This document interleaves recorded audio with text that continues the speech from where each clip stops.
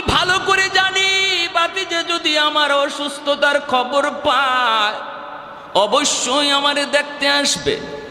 আর এই সুযোগে আমি আমার প্ল্যান কাজে লাগাবো। দরজার সামনেই বিশাল একটা গর্ত বানাইলো আবু জাহেল, আর গর্তের উপরে চাটাই বিছায়া এমনভাবে রাখলো যেন টের পাওয়া না যায়। আল্লাহর নবী রহমতের নবীর কাছে আবু জাহেলের লোকগুলি যায়, কয় মুহাম্মদ তোমার চাচা আবু জাহেল বড় অসুস্থ, কখন জানি মরে যায়। আল্লাহর নবী বলেন, কই আমাকে নিয়ে যাও, আমি আমার চাচাকে দেখতে যাব, আমি আমার চাচার সেবা করব। রহমতের নবী ঘর থেকে বের হয়ে গেছেন, নবীজি রওনা দিয়ে দিছেন, অথচ আবু জাহেল অসুস্থ নয়। আবু জাহেল ভালো মানুষ, সুস্থ মানুষ, ভান ধরছে অসুস্থতার। উদ্দেশ্য হলো গর্তে ফালায়া মায়ার নবীকে খতম করা। নাউজুবিল্লাহ।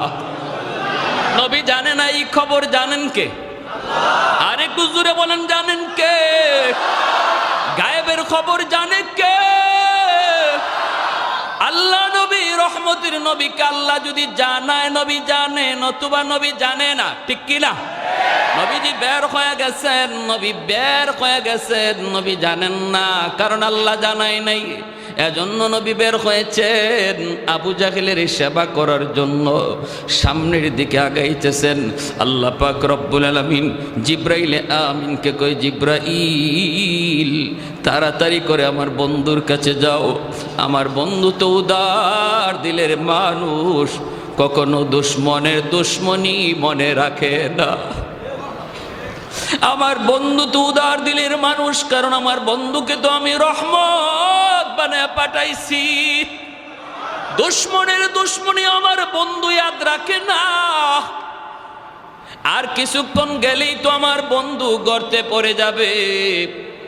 আবু জাহেল গর্তে ফালে আমার বন্ধুরে খতম করতে চায়। জিব্রাইল তাড়াতাড়ি করে যাও, কারণ আমি আল্লাহ বদর যুদ্ধের পরে বন্ধুর বডিগার্ড সব বিদায় দিয়া আমি আল্লাহ নিজে তার পাহারাদার হয়ে গেছি। নবীজির পাহারাদার কে? আর একটু জোরে বলেন কে? আল্লাহু ইয়াসিমুকা মিনান নাস। আল্লাহ বলেন, বন্ধু কোনো পাহারাদার লাগবে না, আজ থেকে আমি আল্লাহ পাহারাদার। সুবহানাল্লাহ। আজ থেকে আমি আল্লাহ তোমার পাহারাদার। মায়ার নবী, দয়ার নবী, রহমতের নবী হাঁটতেছেন। অল্প কয়েকটা কদম দিলেই নবীজি গর্তে পড়ে যাবেন।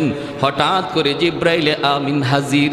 আবু জাহেলের বন্ধুগুলি এরা দেখে না, নবী তো দেখেছেন। নবীর কানে কানে এসে জিব্রাইল কয়, নবী গো আর সামনে কদম দিয়েন না। আল্লাহু আকবার।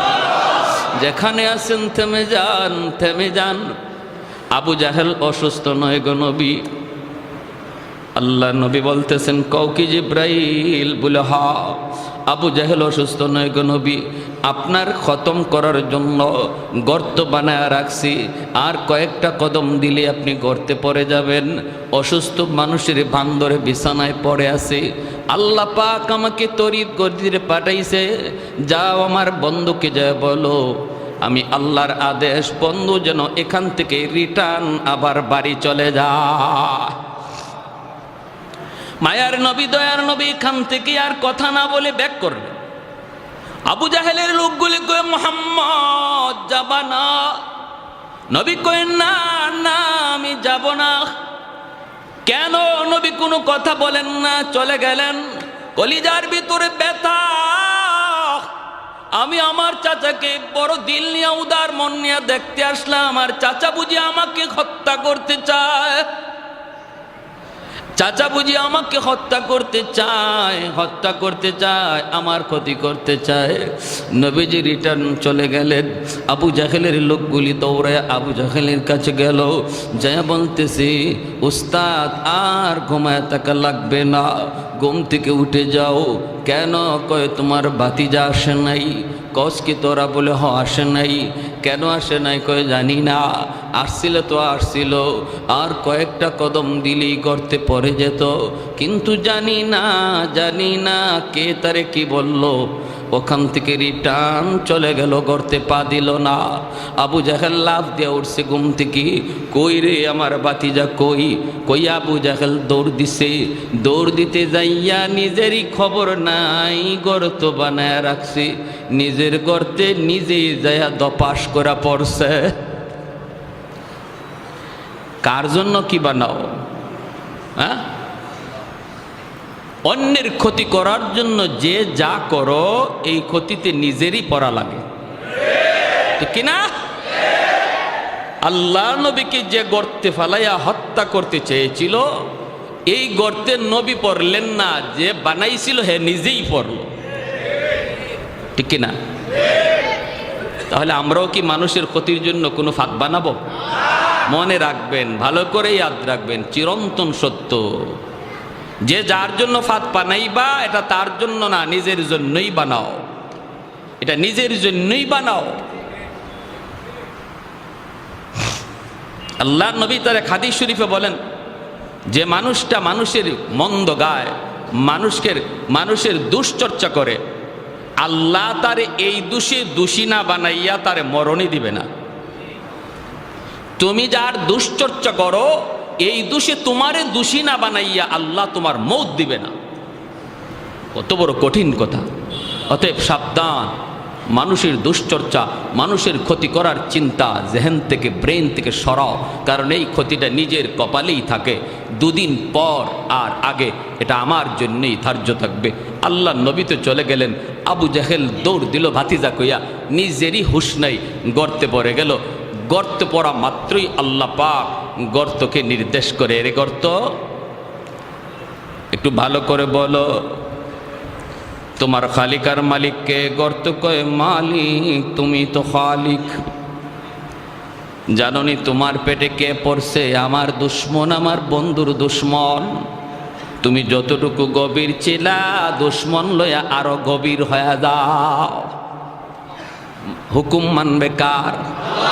কার হুকুম মানবে? আল্লাহর হুকুম। মুসা নবী পার হয়ে গেলেন ঠিকই, ফেরাউন দলবল লইয়া নদীর মাঝখানে গেল। আল্লাহ বলে, এরে নীল দরিয়ার পানি, বলতো দেখি কার হুকুমে চলো? আল্লাহ তোমার হুকুমে।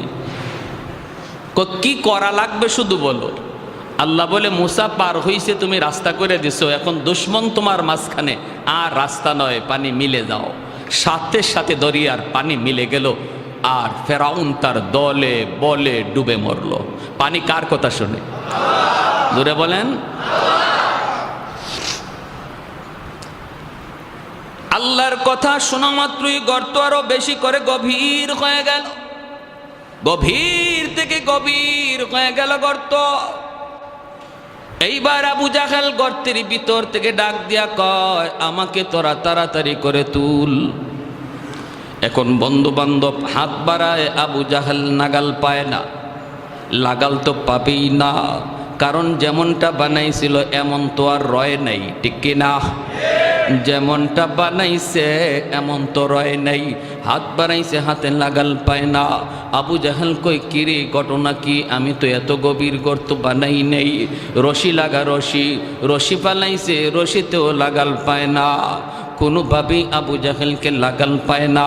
আবু জাহেল গর্তের ভিতর থেকে কয়, তোরা কিছু না বুঝলেও আমি সব বুঝে গেছি, কারণ মোহাম্মদকে যে জানাইছে হেই আমারে গাতায় ফালাইছে, ঠিক কিনা? মোহাম্মদকে যিনি জানাইছে তিনি আমারে ফালাইছে। অতএব যদি বাঁচতে হয়, উঠতে হয়, তাড়াতাড়ি করে আমার বাতিজা মোহাম্মদের কাছে যাও। আমি এত গভীর গর্ত বানাই নেই, মোহাম্মদ ছাড়া আমাকে কেউ তুলতে পারবা না।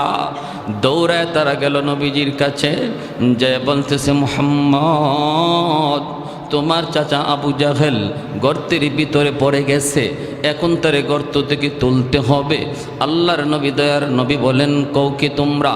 বলে, হ, গর্তে পড়ে গেছে। কোথায় গর্ত? কয়, তার দরজার সামনেই ছিল। এই গর্তের খবর নবী জানেননি না জানেন না? জানাইছেন কে? গর্তের কারণেই তো নবী ফিরে গেলেন। আল্লাহর নবী বলেন, কও কি তোমরা? চাচা নিজেই বুঝি করতে পড়ে গেছে বলে, হ তুমি যে হাত বাড়াইতে হবে, তোমার সাহায্যের প্রয়োজন। জাবানি জাবানি। আল্লাহর নবী রহমতের নবী, কারণ দয়ার নবী রহমত। শুধু মুমিনের জন্য, মুসলমানের জন্য আমার নবী রহমত নন, অমুসলিমের জন্য মায়ার নবী রহমত। ওয়ামা আরসালনাকা ইল্লা রাহমাতাল লিল আলামিন। রহমত বানাইছে কে? আল্লাহ নবী রহমতের নবী বলেন, চলো আমাকে নিয়ে চলো। সুবহানাল্লাহ, জোরে কর। কালিয়াকৈরের কয়জন মানুষ যাবেন? আপনি যদি জানেন আপনারে মারার জন্য এই গর্ত বানাইছে, এই গর্তে এখন সে নিজে পড়ছে, এখন তারে উদ্ধার করার জন্য যাবেননি? হ্যাঁ হ্যাঁ, আরো কি কইমু? কামের কাম হইছে, ওর কাম এটার যোগ্য ছিল, ও কবরে গেছে, ভালো হইছে, এখন উপর থেকে মাটি দিয়া লাও, ঠিক না? ও কবরে গেছে, ভালো হয়েছে, ওর এখানেই যাওয়া দরকার, এখন উপর থেকে মাটি দিয়ে লাও, তেতে কাম সারে। আমরা হইলে এই কথা বলতাম। আহা, ওয়া ইন্নাকা লাআলা খুলুকিন আযীম। আল্লাহু আকবার। আল্লাহ বলেন, বন্ধু আমি তোমাকে খুলুকে আযীমের অধিকারী বানাইছি। খুলুকে আযীম কাকে বলে? কেউ যদি খারাপ আচরণ করে, খারাপের বদলা খারাপ দিয়ে দেয় না, বরং খারাপের বদলাটা ভালো দিয়ে দেয়, আবার তার জন্য আল্লাহর কাছে হেদায়েতের দোয়াও করে। সুবহানাল্লাহ। একটু জিকির করি, লা ইলাহা ইল্লাল্লাহ, জোরে।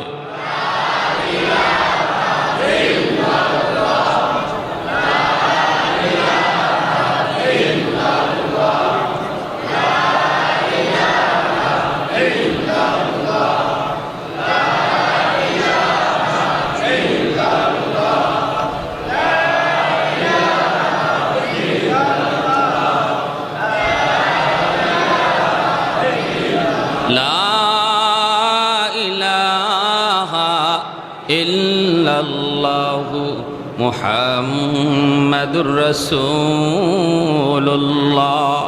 জোরে সুরে বলি সাল্লাল্লাহু আলাইহি ওয়াসাল্লাম। লাউ কানা মূসা হাইয়ান লাত্তাবা'নি। নবী বলেন, উম্মতের দল, আজ যদি মূসা নবী দুনিয়ায় থাকতেন, আমি নবীকে তিনি ফলো করতেন। নবী বলেন, যদি আজকে আগেকার নবীও দুনিয়ায় থাকতো, নবীও আমি নবীকে ফলো করতো। অথচ আজকে মুসলমান, তুমি আজকে ইহুদিদের ফলো করো। ইহুদিরা যেই নবীর নবী মানে, আমার নবী বলেন এই নবী থাকলেও তোমার আমার নবীকে ফলো করে চলতো। সুবহানাল্লাহ। তুমি আজকে খ্রিস্টানদেরকে ফলো করে রে যুবক, কলিজায় ব্যথা, কোথায় রাখি যন্ত্রণা, কোথায় রাখি দুঃখ। আজকে খ্রিস্টানদেরকে তুমি ফলো করো, খ্রিস্টানরা যারে নবী কয় ঈসা নবী। আমার নবী বলেন, ঈসা নবীও যদি আজকে দুনিয়ায় থাকতেন, ওই নবীও নিজের মতো চলতেন না, তোমার আমার নবীর ফলো করে চলতেন। আর তুমি কারে ফলো করো? তুমি কারে ফলো করো? তুমি কারে ফলো করো? আজকে মুসলমানের ঘরে যদি আমার নবীর আদর্শ থাকতো, মুসলমানের সিরতে সুরতে লেবাসে লুবাসে আখলাকে আচরণে যদি আমার নবীর আদর্শ থাকতো, মুসলমান এত অশান্তির আগুনে জ্বলতো না। ঘরে অশান্তি থাকতো না, সমাজও অশান্তি থাকতো না, দেশও অশান্তি থাকতো না। আল্লাহর নবী রহমতের নবী, তিনি তো বের হয়ে গেছেন। ভালো করে নবী জানেন, আবু জাহেল এই গর্ত নবীকে মারার জন্য বানাইছিল। এরপরও মায়ার নবী বের হয়ে গেছেন। নবীজি চলতেছেন, আল্লাহ বাধা দেয় না, আল্লাহ পাক রব্বুল আলামিন বাধা দেয় না। কারণ আল্লাহ তো নবীকে রহমত বানায় পাঠাইছেন। নবীজি গর্তের কিনারে আইসা আবু জাহেলকে ডাক দিলেন, চাচা খবর কি? আবু জাহেল গর্তের ভিতর থেকে আওয়াজ দিয়া কয় ভাতিজা খবর তো নিজের চোখেই তুমি দেখতেছ। আল্লাহর নবী বলে বাচ্চা চা এখন কি করা লাগবে বলো।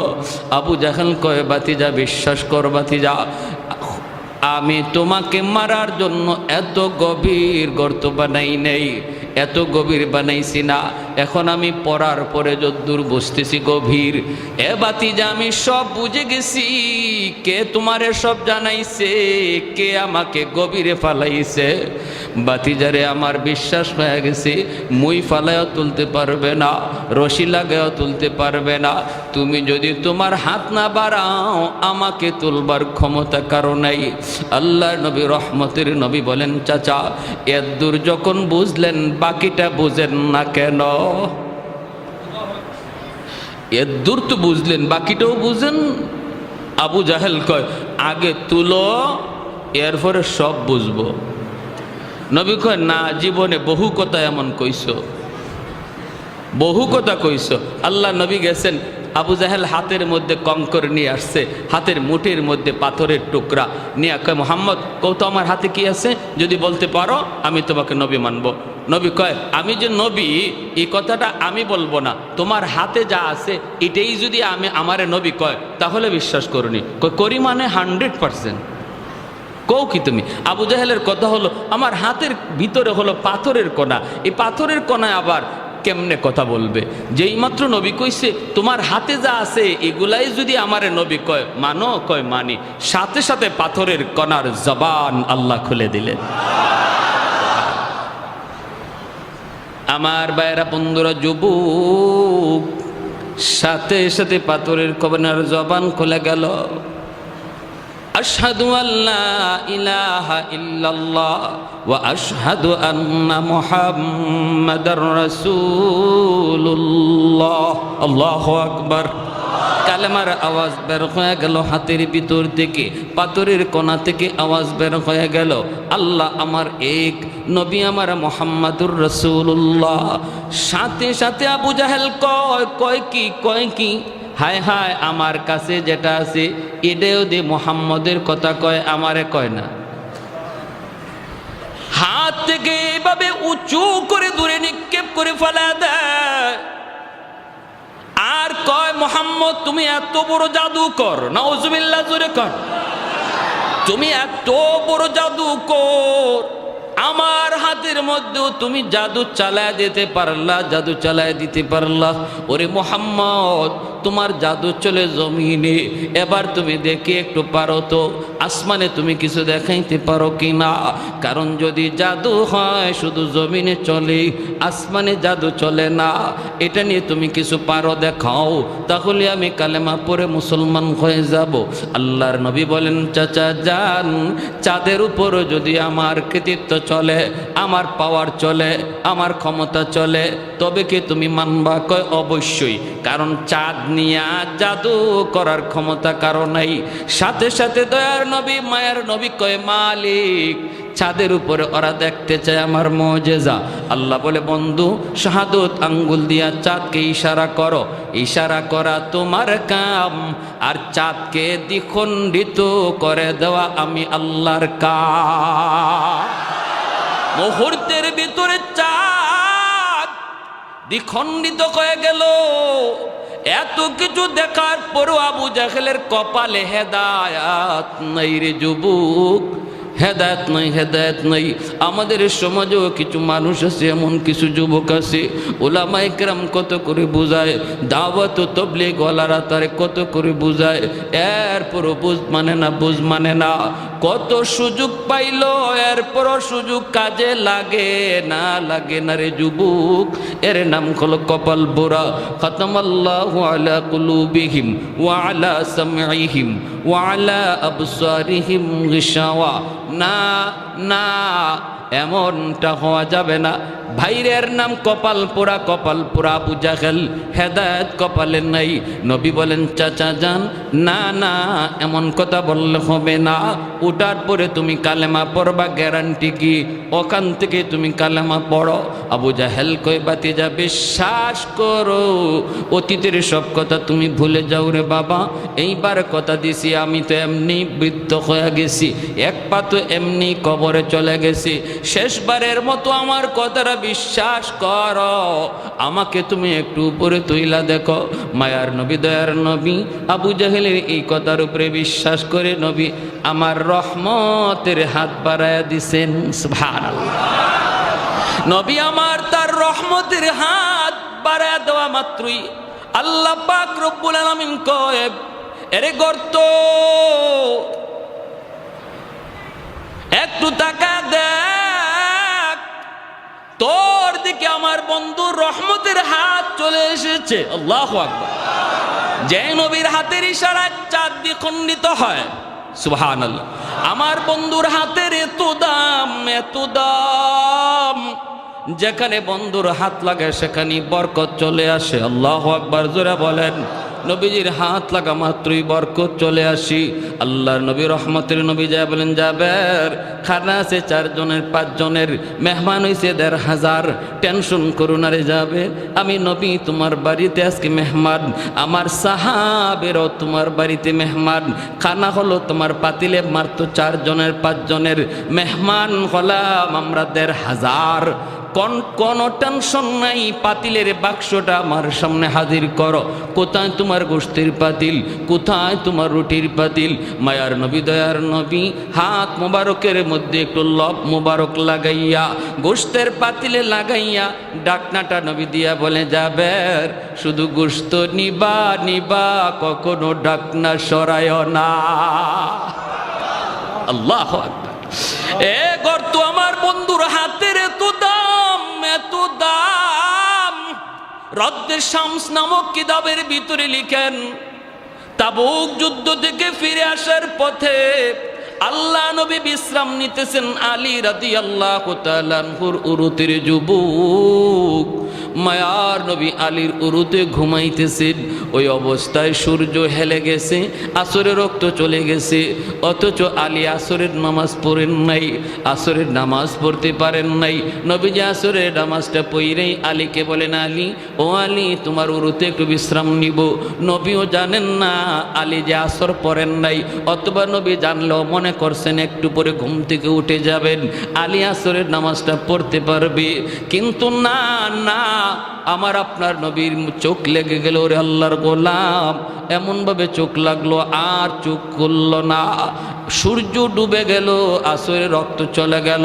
মায়ার নবী ঘুম থেকে উঠলেন, উইটা দেখেন আলীর চেহারাটা একদম বিমর্ষ হয়ে গেছে, কারণ নামাজ কাজা, ঠিক কিনা? খাঁটি একজন মুমিনের অন্তরে নামাজ কাজা হওয়া মাত্রই কলিজায় ব্যথা লাগবে। বুঝা গেল তার কলিজার ভিতরে নামাজের প্রতি মহব্বত ইমানের আলামত। এটা ইমানের আলামত। মাল ঈমান ইয়া রাসূলুল্লাহ, ইযা সাররাতকা হাসানাতুকা ওয়া ইযা সাআতকা সাইয়্যাতুকা ফাআনতা মুমিন। আল্লাহ নবী ইমানের স্কেল বলে দিলেন। সাহাবী জিজ্ঞেস করে, নবী গো ঈমান কাকে বলে, কাকে বলে, কাকে বলে? আল্লাহর নবী বলেন, যখনই কোনো নেক কাজ করবা তখনই দেখবা দিলে শান্তি লাগে, আর গুনাহ হলেই অন্তরে অশান্তি লাগে, বুঝবা তোমার কলিজায় ঈমান আছে। আর যদি গুনাহ করার পর কলিজায় ব্যথা না লাগে, বরং আরো অন্তরে খুশি হও, কষ্ট বড় আফসোস। আজকে আমাদের যুবক ভাইদের দিকে তাকাইলে অন্যায় করতেছে হাসতে হাসতে, অন্যায় করার আগেও কোনো অনুভূতি নাই, গুনাহ করার পরেও কোনো অনুশোচনা নাই। নবী বলে ইমানের আলামত না, এটা ইমানের আলামত না রে যুবক। তোমার খাতিরে আল্লাহ আসমান বাঁচায়া রাখছি, জমিন বাঁচায়া রাখছি। রব্বুল আলামিন কয়ে রে জমিন থাম থাম, জমিনে যেই পরিমাণ গুনাহ হয় এই হারে যদি জমিনে গজব আসতো বহু আগেই জমিন ধ্বংস হয়ে যাইত। কিন্তু এরপরও আমি আল্লাহ কেন জমিন ধ্বংস করি না জাননি?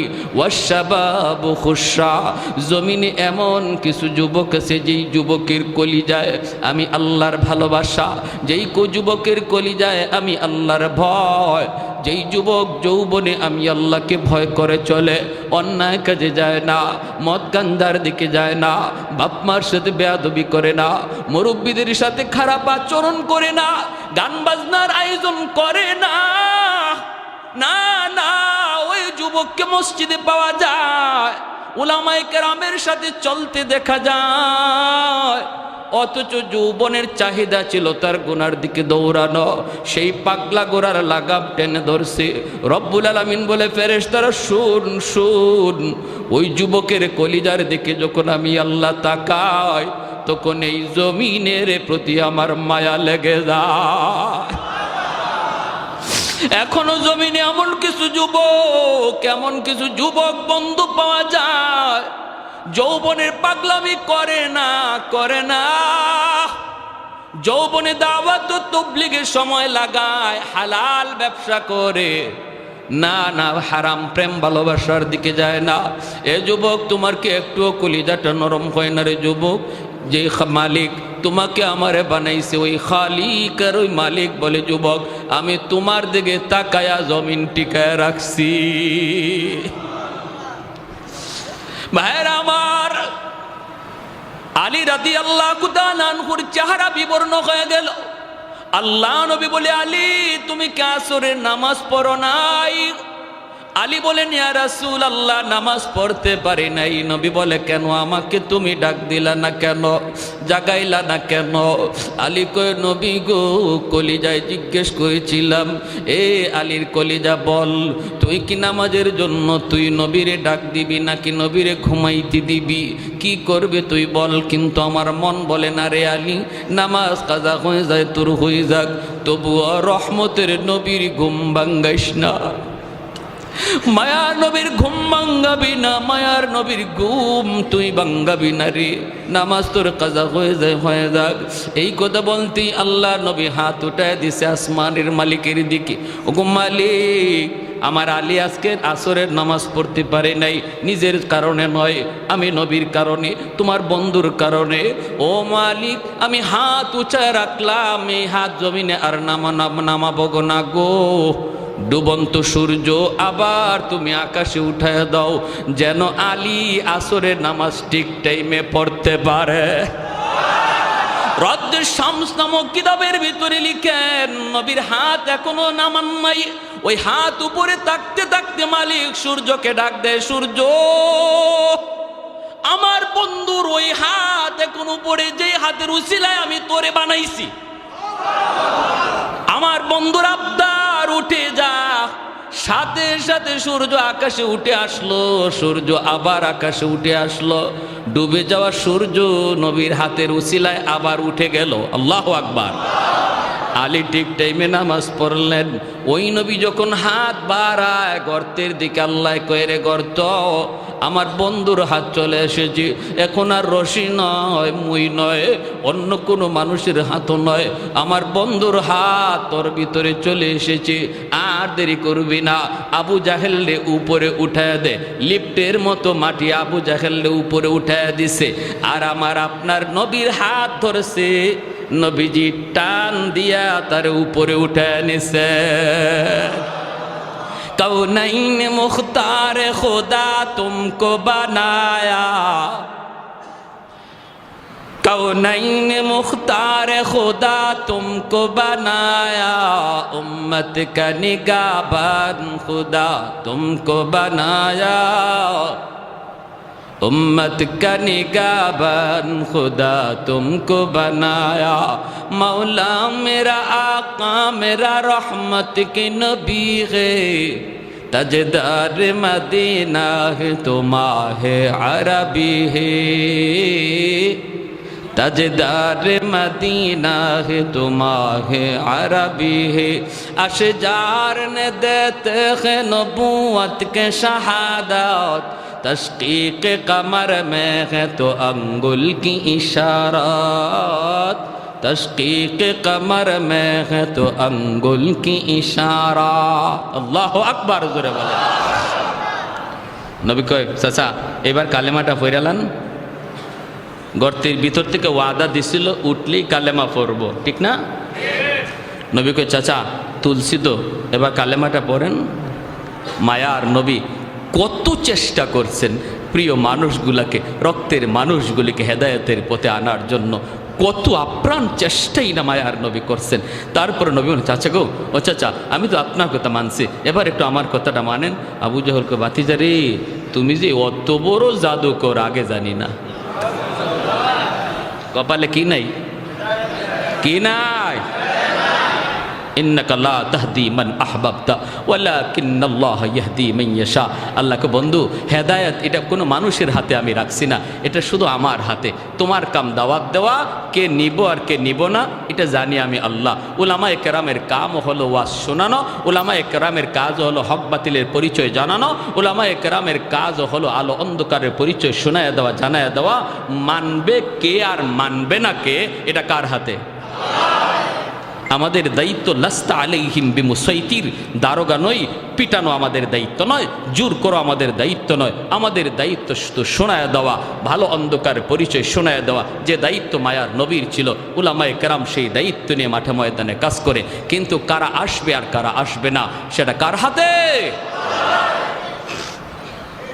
এজন্য এত সুন্দর আখলাকওয়ালা নবী যেন সেই যে নবীর আদর্শ আমার জীবনের প্রতিটা সেক্টরে আমি প্রতিনিধি জনপ্রতিনিধি দায়িত্বশীল মায়ার নবী মদিনার রাষ্ট্রনায়ক নজির আসেনি না নাই আদর্শের নজির আসেনি না নাই ফাতেমা মায়ার নবীর কুরাইশ বংশের মহিলা চুরির দায়ে ধরা পড়ল আল্লাহর নবীর বংশের মহিলা চুরির দায়ে ধরা পড়ল এইবার চুরির অপরাধ কি হাত কেটে দেওয়া কিন্তু এই মহিলার হাত কাটলে কুরাইশ বংশের ইজ্জত যায় নবীর বংশের ইজ্জত যায় সাহাবাই কেরাম মায়ার নবীর কানে এই কথাটা কে শোনাবে নবী গো এই মহিলাটার বংশ আপনার অতএব হাত কাটতেন না বিচারটা একটু হালকা করা যায় কিনা এই কথাটা নবীর কানে কে শোনাবে সবাই মনে করতেছে শোনানো দরকার কিন্তু শোনাবে কে কেউ এই দায়িত্ব নেয় না আবু বকর সিদ্দিককে বলা হয় সিদ্দিক আপনি যান আপনি নবীর হিজরতের সাথী সিদ্দিক আকবর বলে আমাকে সব করতে বলো এটা পারবো না কারণ এটা পারবো না হযরত ওমরকে বলে ওমর যাও ওমর বলে আমি সব পারবো এটা পারবো না ওসমান বলে আমি পারবো না আলী বলে আমি পারবো না কেউ বলে আমি পারবো না শেষ পর্যন্ত সাহাবীরা সিদ্ধান্ত নেয় একটা ছোট বাচ্চা নিপাও দেখো যে বাচ্চাটারে মায়ার নবী মায়া করে অনেক আদর করে আর তারে আমরা মুখস্থ করাইয়া কথাটা পাঠাই আর যদি নবী তার উপরে রাগ করে আমরা তখন সালিশ হয়ে গিয়ে বলবো ইয়া রাসূলুল্লাহ ছোট মানুষ বুঝে না মাফ করে দেন শিখাইয়ে দিমু আমরা বিচারও করবো আমরা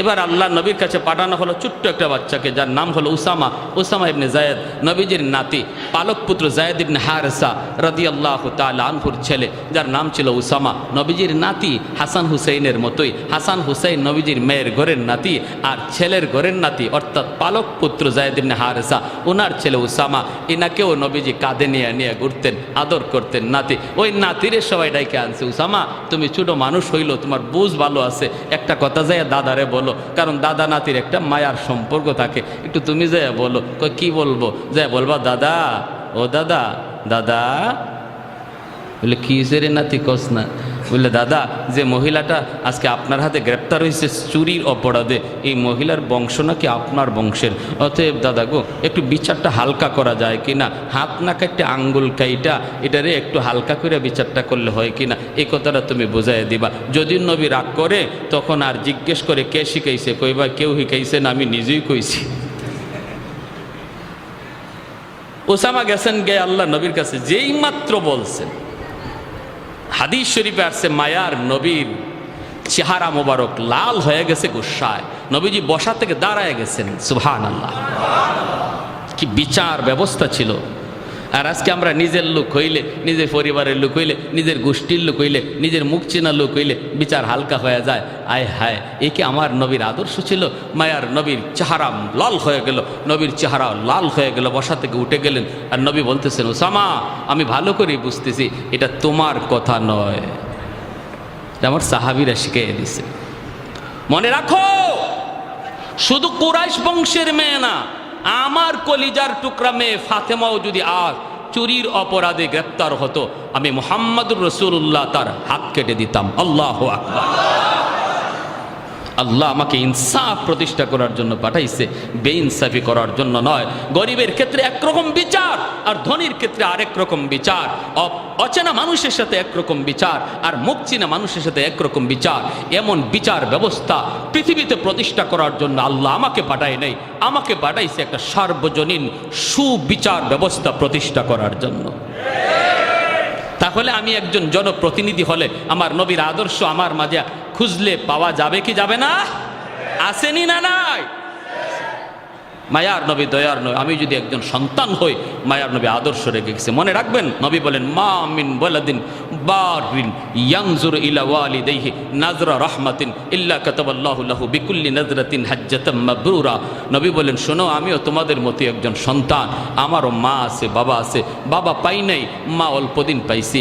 উম্মতেরা শোনো, মায়ার নজরে, মায়ার নজরে শুধু বাপ মার চেহারার দিকে তাকায় রইছো তুমি, কোনো কথা না, শুধু একটু মায়ার নজরে তাকাইছো, আল্লাহ তোমার ওই নজরে নজরে কবুল হজের সওয়াব দান করবে।